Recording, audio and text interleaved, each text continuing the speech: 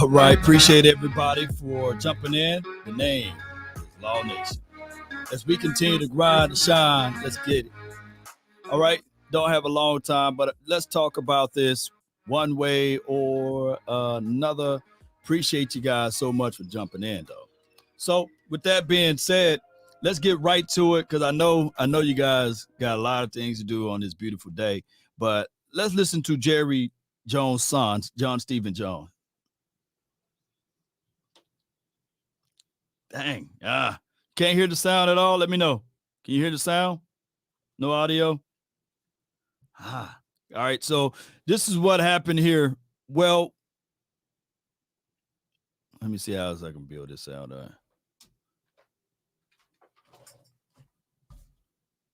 More one way to skin the cat. Bear with me, Dan. There's more one way to skin the cat. Let's go. Let me know if y'all can hear sound now. Sometimes it can be disappointing because I think because people are in such a rush to get something out there that sometimes it's not what it used to be in terms of the accuracy of it. But at the same time, it's a great thing that the coverage of our game is so passionate, so avid, so out there. And, it's just a part of what comes with it. You're going to have some disappointments, but at the same time, the overall good of the coverage of the game, I think overall is good. And, I'm on the phone with some guys here who do a great job of covering our game. You're passionate about it. That's why you do it. And you do a good job of it. Every now and then you're going to have those times where you either don't agree or you think it's inaccurate or you wish it wouldn't, you're surprised something like that would get around, but that's part of it. Contender in San Francisco adding running back Christian McCaffrey. Do you guys feel like an arms race might be getting ready to start here?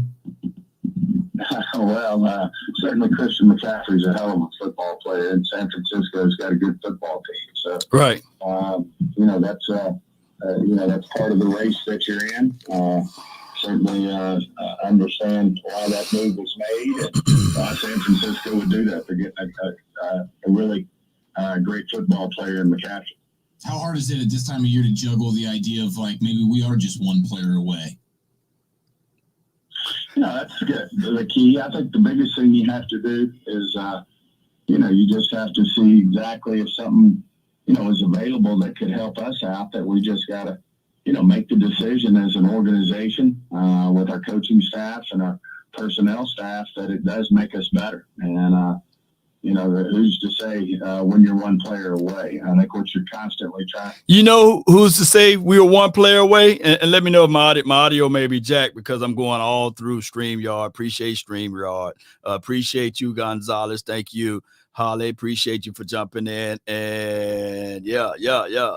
So we're going through StreamYard, so it's a little different than my OBS. So bear with me because I only have a few minutes here before I roll. Who's to say you one player away? Sometimes we as fans, we can literally see that we are one player away. It don't take a rocket scientist to see that, okay, LVE, you guys saw the film sessions and the film analysis that my guy Okoye did, right? So sometimes you can literally see, appreciate Stephen White, thank you for jumping in. So you can literally see sometimes, hey, we need that one guy to get us over the edge. We need that one guy to put us in the right frame of mind. And I don't want to hear people say, nah, Law, you lying, dog. No, we can literally see. All right, so appreciate everybody. Thank y'all. I think I got the hiccups going from the audio, but I thank you, man. Thank you. Is we think we've got a really good football team, and if we find the right personnel move that would make us better, then we should consider it. Is it fair to say you're less aggressive than years past? And what's changed? This is where I wanted to do. The days when you did go out and get a Haley and a Dion and it did push you over the top.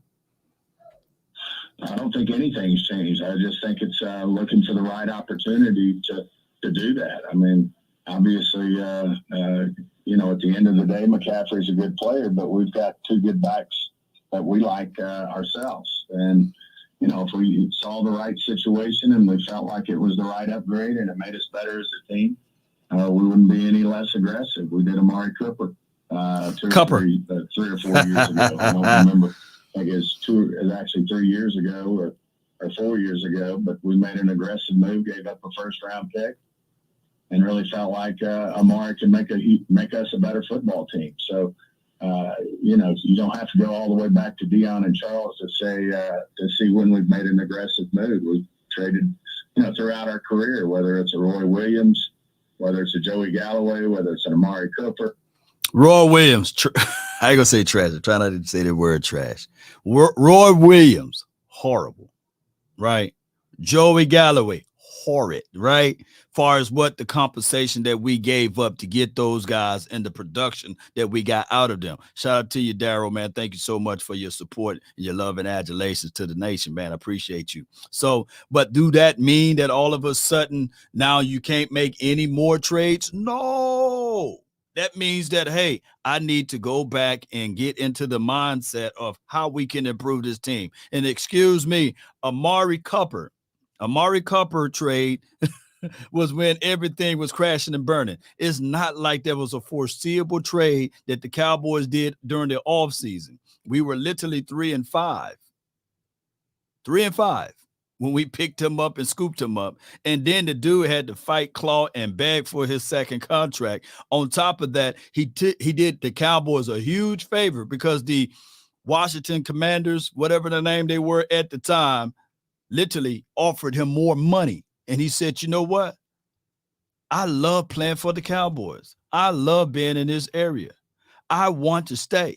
And then y'all going to ball him up, chew him up, and spit him out and use him. Don't y'all think that other players around the NFL, the league, is looking at how you handled Amari Cooper situation? Come on, man.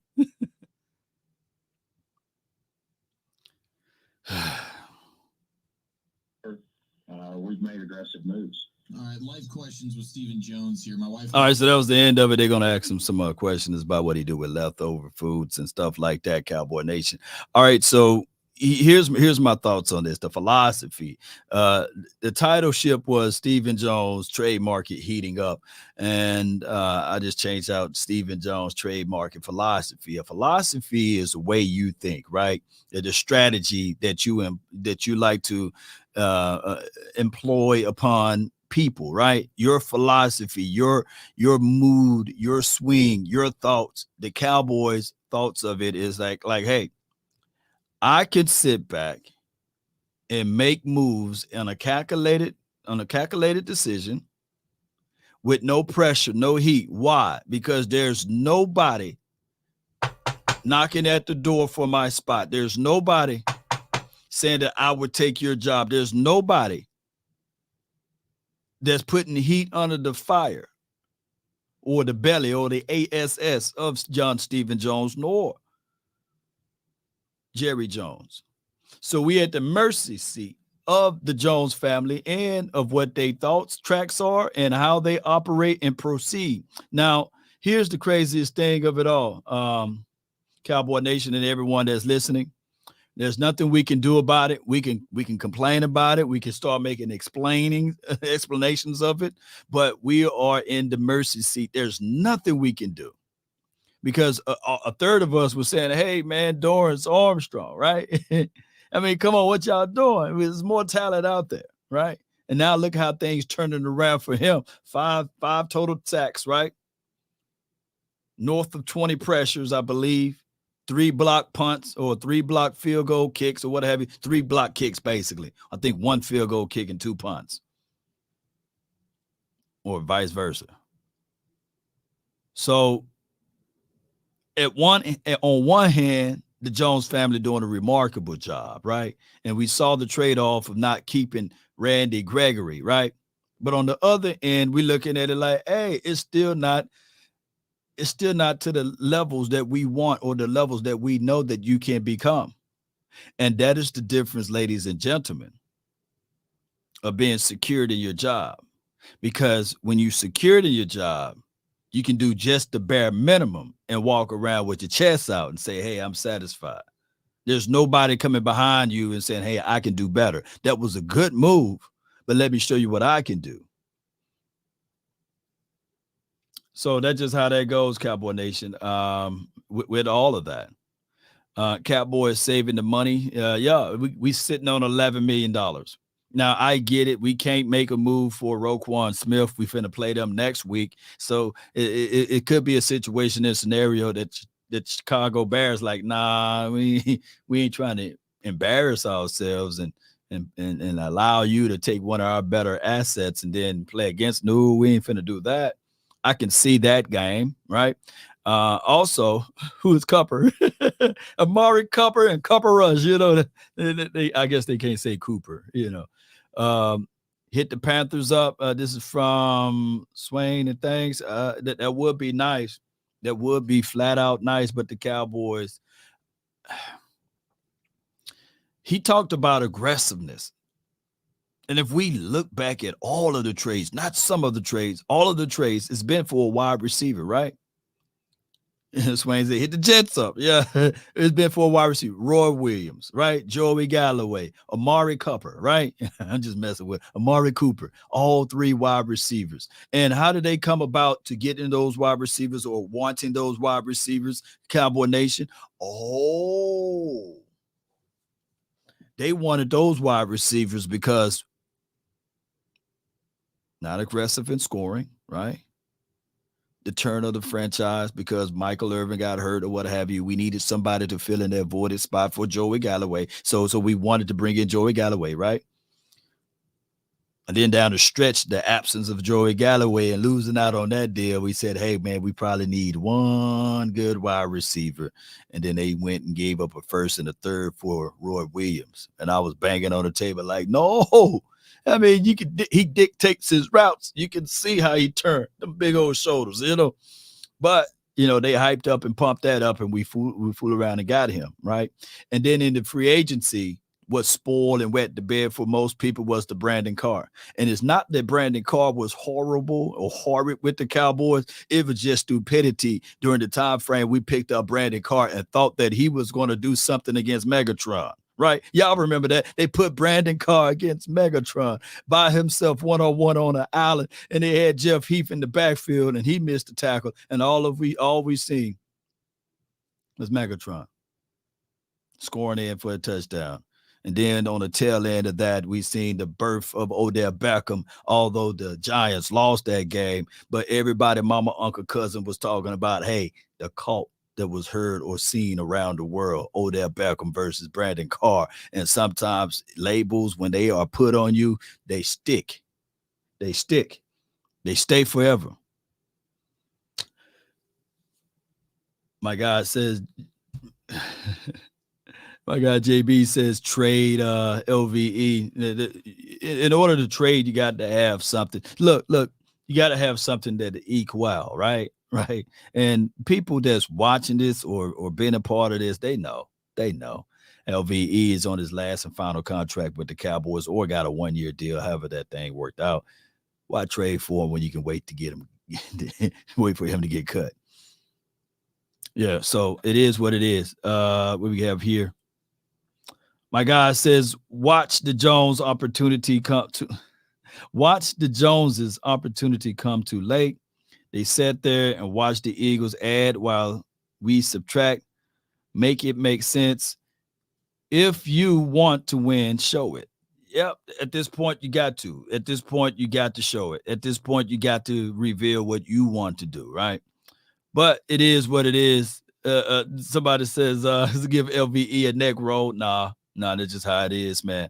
So with that being said, I got to bounce like a basketball, but the philosophy for the Cowboys is pretty much this is their philosophy.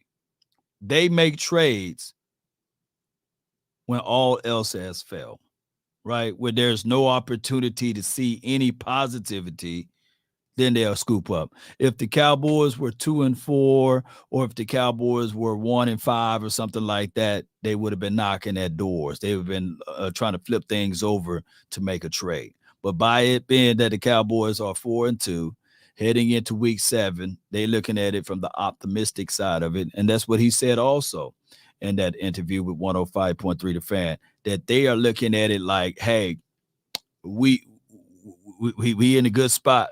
We believe and we trust our guys. They're not looking at it like, how can we improve? They're looking at it like, hey, maybe that was just an off game from Jordan Lewis.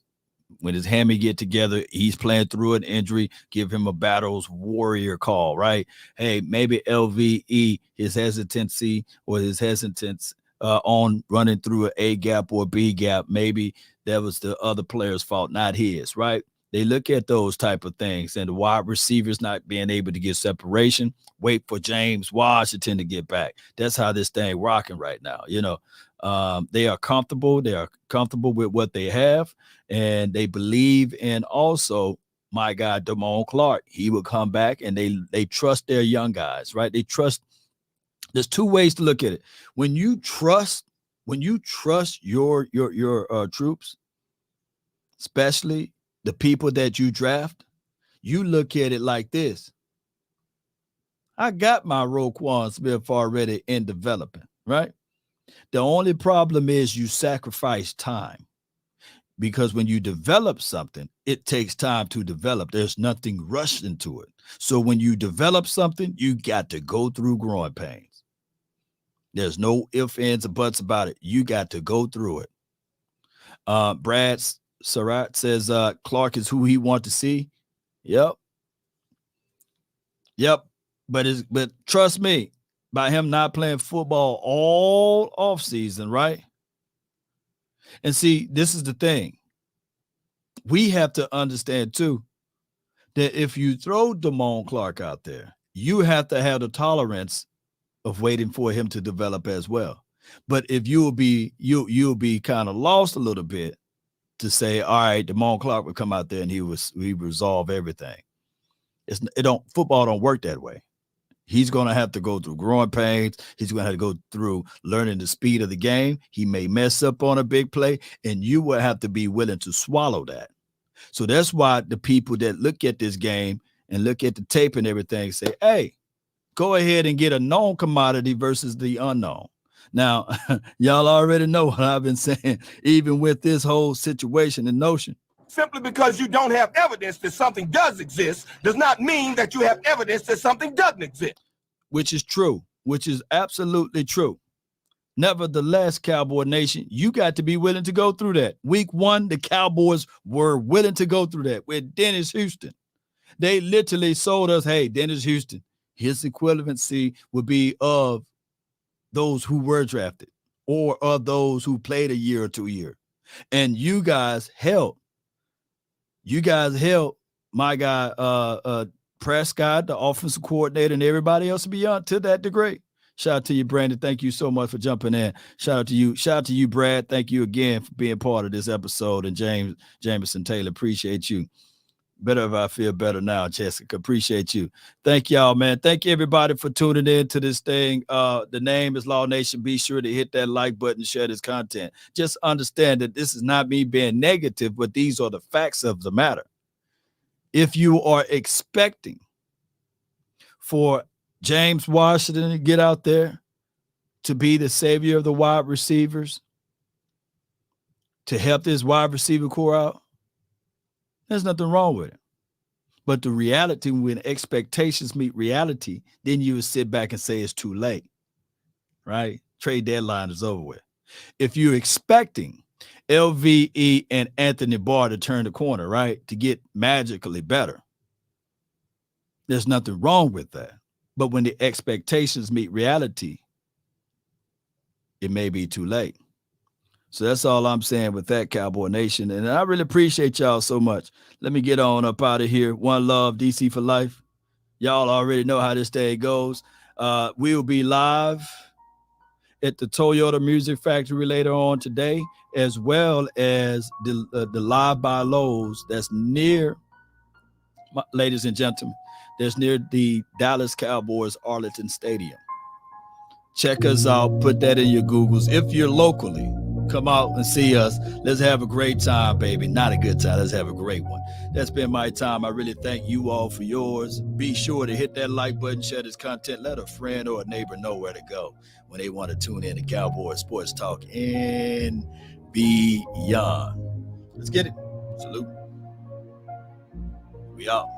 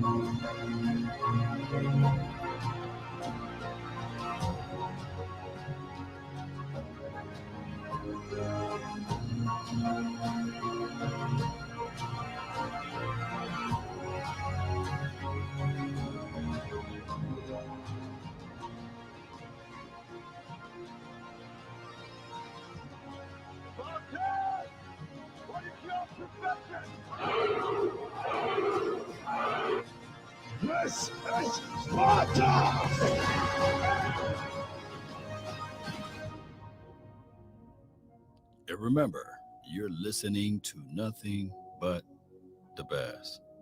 Salute.